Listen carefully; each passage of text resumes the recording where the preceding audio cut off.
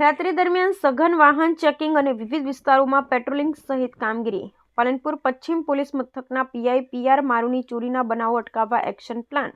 પાલનપુર શહેર પશ્ચિમ પોલીસ મથક વિસ્તારમાં વધી રહેલા ચોરીના બનાવોને લઈ પાલનપુર પશ્ચિમ પોલીસ મથકના પીઆઈ પીઆર મારુ એક્શન મોડમાં આવ્યા છે અને વાહન ચોરીના બનાવો અટકાવવા માટે એક્શન પ્લાન બનાવી રાત્રિ દરમિયાન શહેરમાં પ્રવેશતા અને બહાર જતા વાહનો તેમજ સીસીટીવી કેમેરા સહિતના મોનિટરિંગ કામગીરી હાથ ધરવામાં આવી છે.